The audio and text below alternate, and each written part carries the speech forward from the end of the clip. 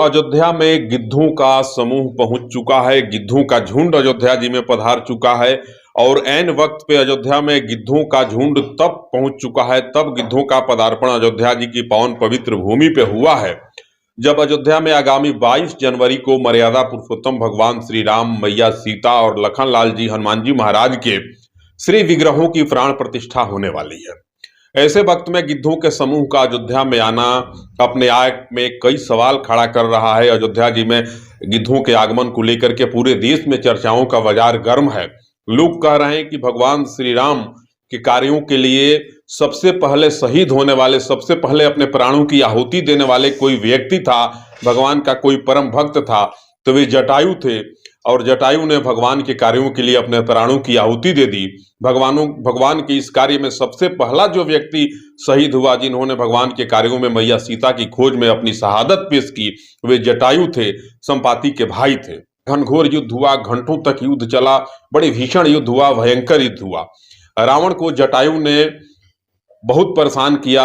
अंत में रावण जब देखा कि मैं जटायु के साथ युद्ध में पराजित हो जाऊंगा, तब जटायु ने अपने चंद्रहास खड्ग से प्रहार किया और जटायु के पंख को जला करके, जटायु को मूर्छित करके नीचे जमीन पे गिरा दिया। जटायु कहते हैं कि नहीं भगवान, जब आप मेरे सम्मुख खड़े हैं, मेरे सामने खड़े हैं, आपके दर्शन के लिए कई ऋषि, कई महर्षि युगों युगों तक तपस्या करते हैं और उनको यह अवसर नहीं मिल पाता है।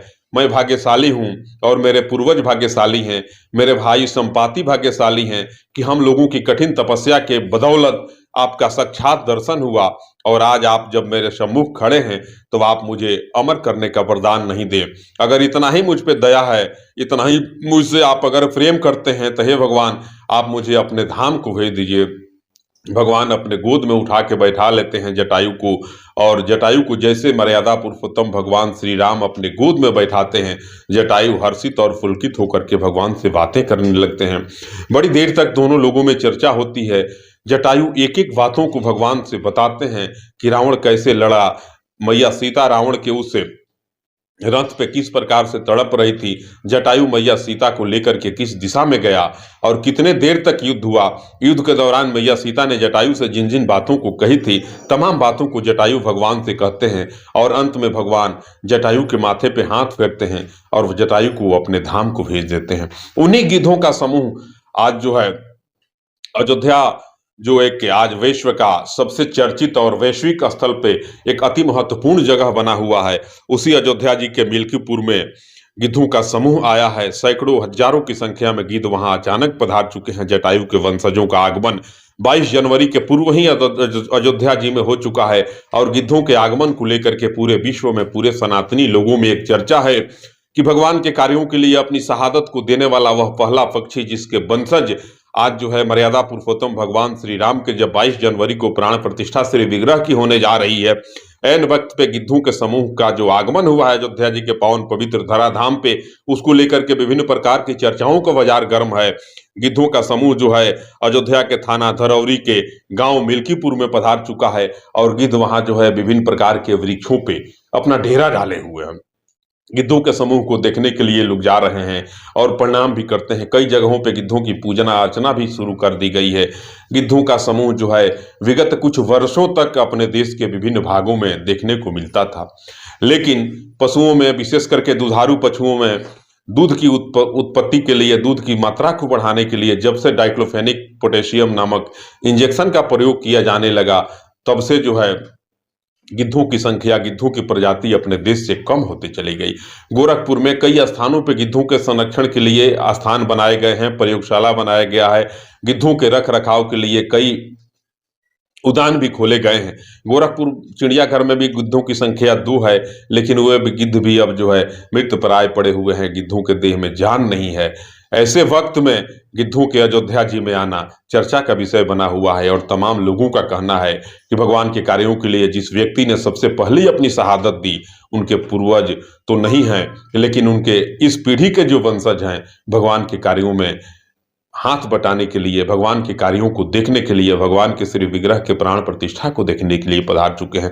सनद रहे कि आगामी 22 जनवरी को देश के प्रधानमंत्री नरेंद्र मोदी, गृह मंत्री अमित शाह, उत्तर प्रदेश के यशस्वी मुख्यमंत्री, हिंदू हृदय सम्राट योगी आदित्यनाथ जी महाराज और उत्तर प्रदेश की जो राज्यपाल हैं आनंदीबेन पटेल, 5 लोगों को रहना है उस प्राण प्रतिष्ठा के कार्यक्रम में। गर्भगृह में 5 ही लोगों के जाने की अनुमति है और 5 लोगों के हाथों से ही प्राण प्रतिष्ठा होना है श्री विग्रह का, जिसमें प्रधानमंत्री नरेंद्र मोदी रहेंगे, देश के गृह मंत्री अमित शाह रहेंगे, उत्तर प्रदेश के माननीय राज्यपाल जो है महामहिम राज्यपाल आनंदीबेन पटेल को रहना है और एक व्यक्ति कोई और हो सकते हैं जो मुझे जानकारी नहीं है।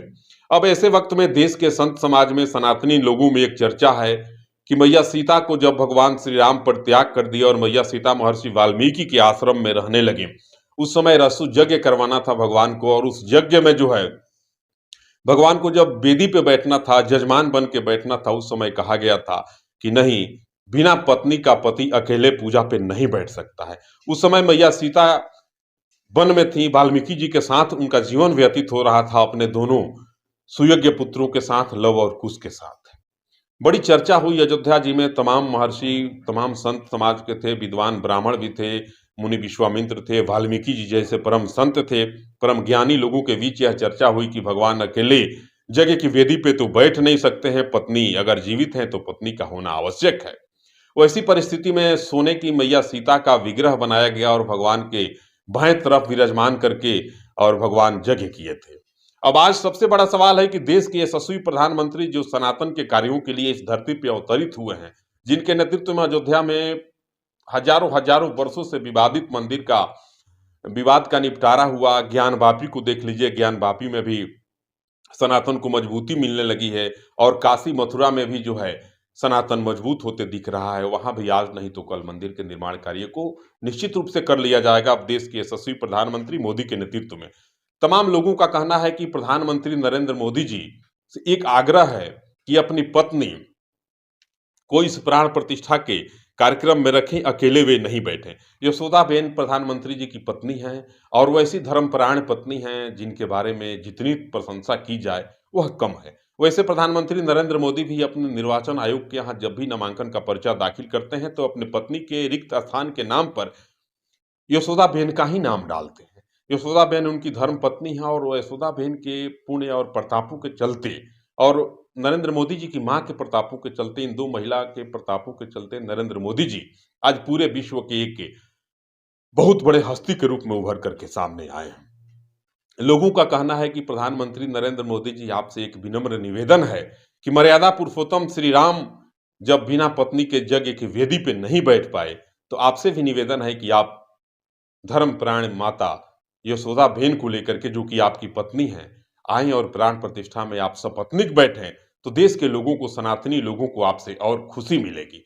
चारों तरफ यह चर्चा है और देश की आम आवाम जनता भी इस चीज को कह रही है, प्रधानमंत्री जी से मांग कर रही है सप्रेम कि प्रधानमंत्री जी, आपके कार्यों से, आपके कार्यकाल जब से प्रारंभ हुए भारत में, भारत जो है दिन दूना रात चौगुना आगे बढ़ रहा है और भारत आज विश्व गुरु बनने की ओर बढ़ रहा है।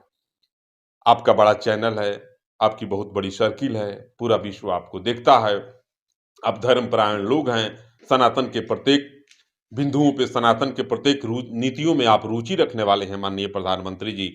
तो आप अगर यशोदाबेन जी को लेकर के आते हैं और उनके साथ बैठ करके प्राण प्रतिष्ठा जब श्री विग्रहों की होगी, तो उसमें अगर आप वेदी पर बैठते हैं तो लोगों को और प्रसन्नता होगी और लोग अति प्रसन्न होंगे। चलिए मैं मूल विषय पर आता हूं और अयोध्या में गिद्धों का जो समूह आया है, गिद्धों का जो झुंड आया है, उसको लेकर के पूरे देश में चर्चा का विषय बना हुआ है कि आखिर गिद्ध जो हैं अयोध्या अचानक कैसे आ गए और गिद्ध ऐन वक्त पे तब आए हैं जब कुछ ही दिनों के बाद अयोध्या में श्री विग्रहों की प्राण प्रतिष्ठा होने जा रही है और पूरे विश्व की नजर आज जब अयोध्या पर टिकी है, वैश्विक रूप से अयोध्या आज पूरे विश्व में चर्चा का विषय बना हुआ है।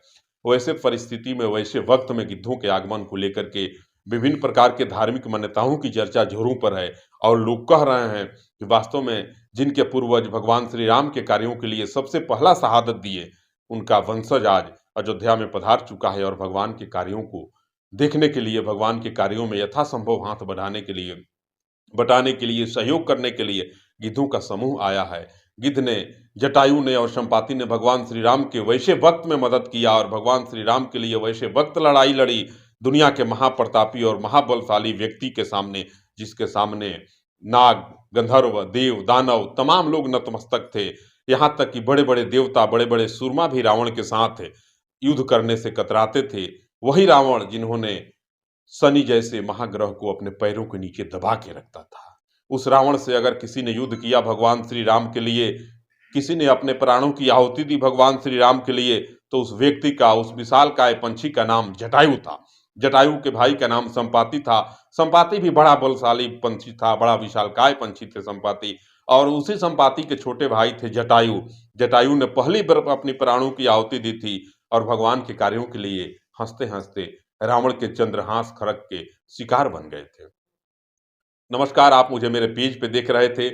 अयोध्या का यह मेरा पहला एपिसोड है और अयोध्या को जो है पूर्ण रूप से सजाया संवारा जा रहा है। अयोध्या के सड़कों पे आप देखेंगे जो सूर्यवंशी लोग, भगवान श्री राम सूर्यवंश के थे और सूर्यवंश का जो एक लोगो होता है, सूर्यवंश का एक सिंबल जो होता है अयोध्या के विभिन्न सड़कों पे लगाया जा रहा है, बड़े-बड़े खंभे में लगा करके।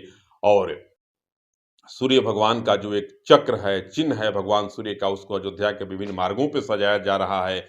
अयोध्या का जो मंदिर बन रहा है उसकी दिव्यता और भव्यता को आप मेरे स्क्रीन पे देख रहे होंगे। अयोध्या को इतना सुंदर सजाया संवारा जा रहा है, कहा जा रहा है कि अयोध्या जो है, तब की अयोध्या और अब की अयोध्या में बड़ा अंतर है। योगी आदित्यनाथ और नरेंद्र मोदी की नेतृत्व वाली यह डबल इंजन की जो सरकार है, अयोध्या में लगातार विकास के कार्यों को पंख दे रही है।